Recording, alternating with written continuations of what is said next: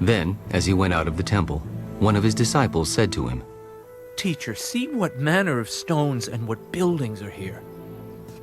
Do you see these great buildings? Not one stone shall be left upon another that shall not be thrown down. Now as he sat on the Mount of Olives opposite the temple, Peter, James, John, and Andrew asked him privately, Tell us, when will these things be? And what will be the sign when all these things will be fulfilled? And Jesus answering them began to say, Take heed that no one deceives you. For many will come in my name, saying, I am he, and will deceive many. But when you hear of wars and rumors of wars, do not be troubled, for such things must happen, but the end is not yet.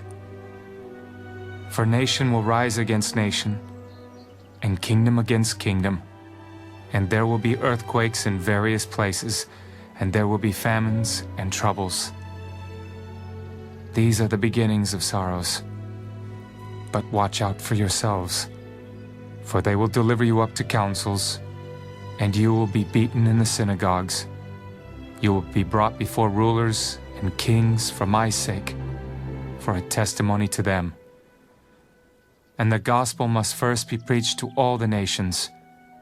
But when they arrest you and deliver you up, do not worry beforehand, or premeditate what you will speak.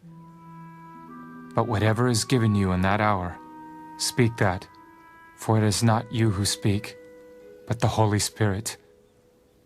Now brother will betray brother to death, and a father his child, and children will rise up against parents and cause them to be put to death. And you will be hated by all for my name's sake.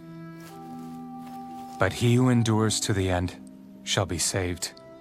So when you see the abomination of desolation spoken of by Daniel the prophet, standing where it ought not, then let those who are in Judea flee to the mountains. Let him who is on the housetop not go down into the house, nor enter to take anything out of his house. And let him who is in the field not go back to get his clothes.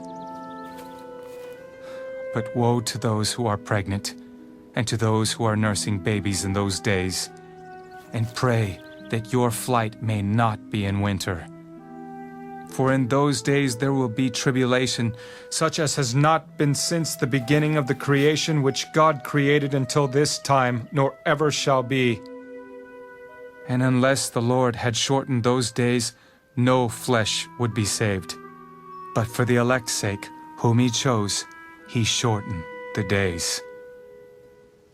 Then if anyone says to you, Look, here is the Christ, or Look, he is there, do not believe it.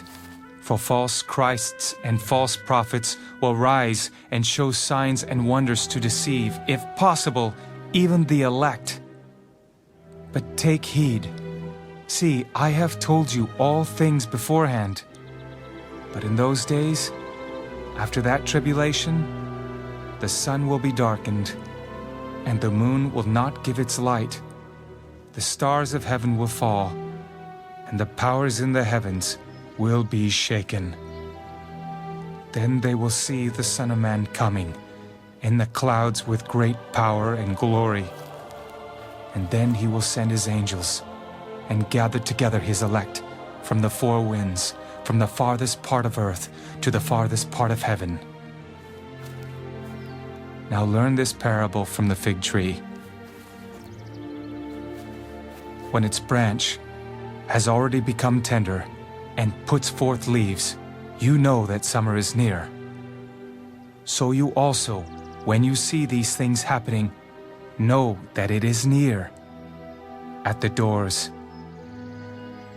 Assuredly I say to you, this generation will by no means pass away till all these things take place.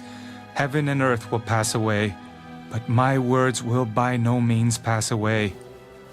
But of that day and hour, no one knows, not even the angels in heaven, nor the Son, but only the Father.